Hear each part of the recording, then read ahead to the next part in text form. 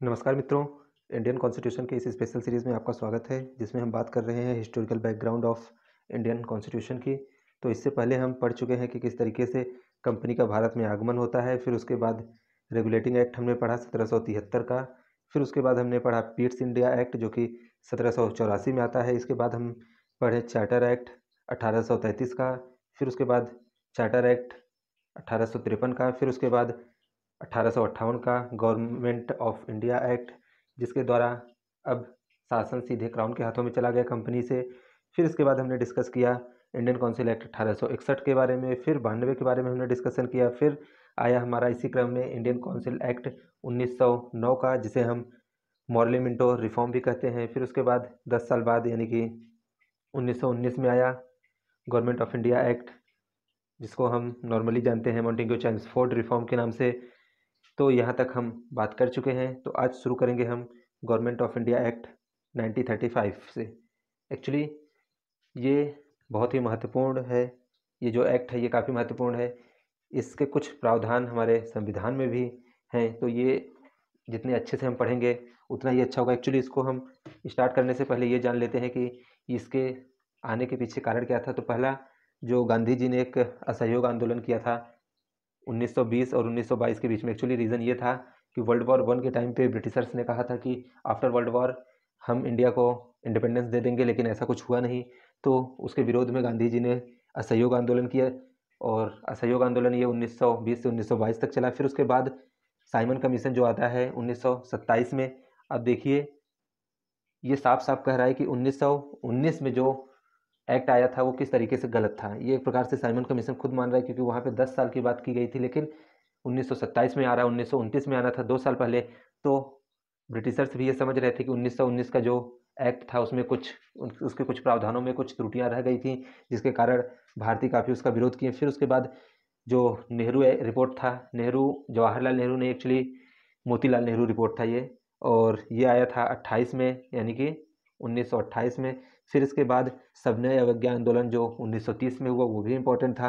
और फिर 30, 31, 32 लगातार 3 गोलमेज सम्मेलन हुए, जो लंदन में आयोजित, ब्रिटेन में आयोजित किए गए थे। ये सभी इस बात की सूचना दे रहे थे कि किस तरीके से ब्रिटिशर्स जो भारत में राज कर रहे हैं उससे भारतवासी जो हैं वो पूर्णतः नाखुश थे। तो इन्हीं सबों को सुधार करते हुए गवर्नमेंट ऑफ इंडिया एक्ट 1935 आया। हालांकि ये भी उतना अच्छा नहीं था, इसका भी कांग्रेस और भारतीय लोगों ने काफ़ी विरोध किया। तो इसके बारे में अगर हम मोटे तौर पे अगर कुछ विषयों को जानते हैं, तो इसमें जो पहला और सबसे इम्पोर्टेंट था कि एक भारतीय संघ की स्थापना की जाएगी, जिसमें ब्रिटिश भारत के प्रांतों के अतिरिक्त देशी नरेशों को भी सम्मिलित किया जाएगा।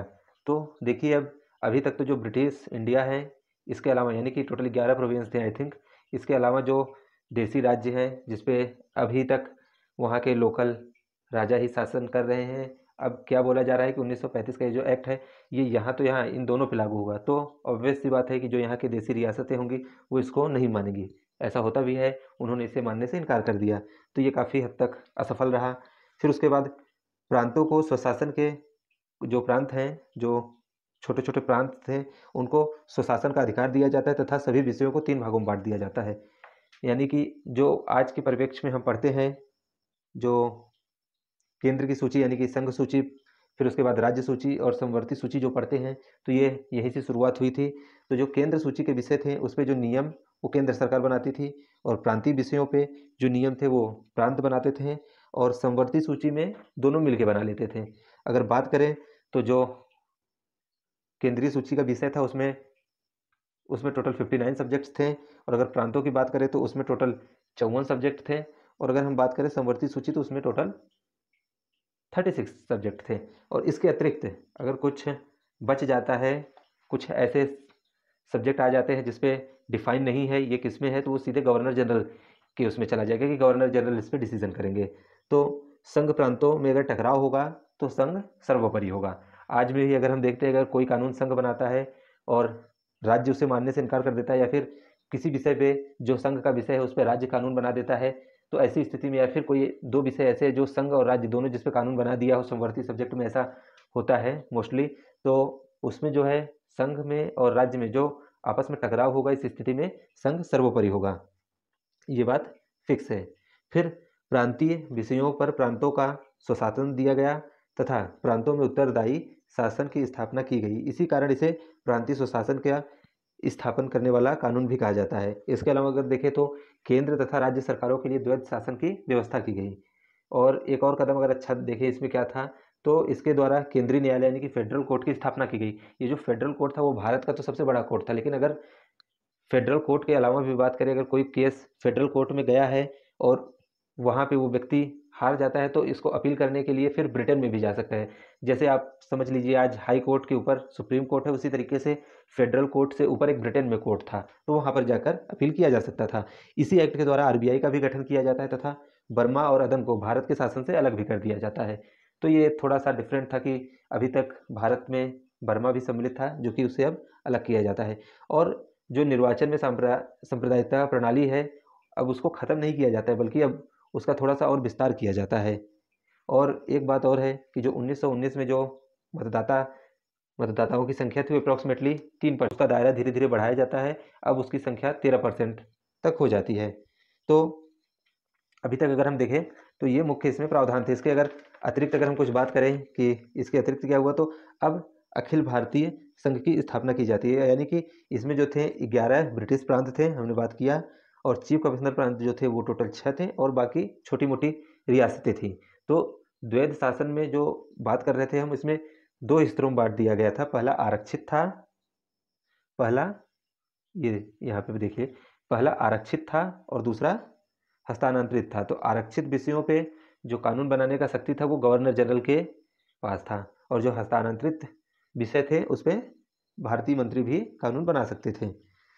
इसके अलावा अगर देखें तो कांग्रेस ने इसको पूर्ण रूप से अपोज किया, और गांधी जी ने भी इसे मानने से मना कर दिया कि ये हमारे साथ गलत किया गया है, ये ऐसा नहीं, जिस एक्ट की हम मांग कर रहे थे, जिस तरीके की आज़ादी की हम मांग कर रहे थे, ये तो उससे बहुत दूर है।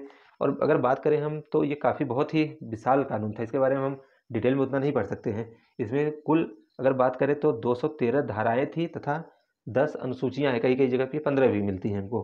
तो जो इंपॉर्टेंट फैक्ट्स हैं हम उसके बारे में बात करेंगे। और हाँ, कुछ लोगों ने ये बोला है कि सर आप लेक्चर को 8 से 10 मिनट में कैसे कंक्लूड कर देते हैं इतने बड़े टॉपिक को। तो एक्चुअली आप ये भूल रहे हैं कि ये हम हिस्ट्री नहीं पॉलिटी पढ़ रहे हैं।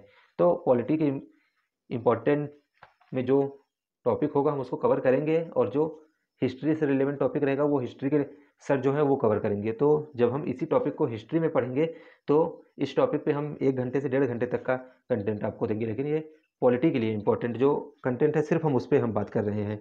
तो अब हम बात करते हैं अपने टॉपिक पे आते हैं।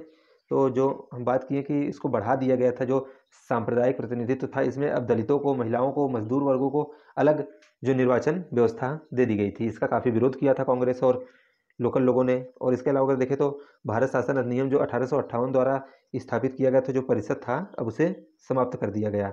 और इसमें एक्चुअली 3 चीज़ों का, पहला तो एक ICS यानी कि संघ लोक सेवा आयोग का गठन किया गया केंद्र के लिए। फिर उसके बाद प्रांतों के लिए प्रांतीय सेवा आयोग, जिस तरीके से आज है अगर स्टेट PSC और UPSC जिस तरीके से, उसी प्रकार से। और अगर मान लो 2 से अधिक राज्य हैं तो उसके लिए संयुक्त सेवा परीक्षा। आज की स्थिति में अगर देखें, अगर मान लो कोई 2 राज्य हैं वो अपने स्टेट सर्विस के एग्ज़ाम नहीं ले पाते हैं तो वो UPSC से बात करते हैं और उसका एग्ज़ाम फिर UPSC कंडक्ट कराती है। लेकिन उस वक्त उसके लिए भी एक अलग बना दिया गया था जिसे संयुक्त परीक्षा आयोग कहा जाता था। तो ये लेक्चर यहीं तक होता है, और अगले लेक्चर में हम बात करेंगे किस तरीके से 1957 का इंडियन इंडिपेंडेंस एक्ट ऑफ 1947 आता है। हम इस पर बात करेंगे। फिर इसके बाद ये हमारा लेक्चर कंप्लीट हो जाएगा, यानी कि historical background of Indian constitution यहाँ पे समाप्त हो जाएगा। तो अभी के लिए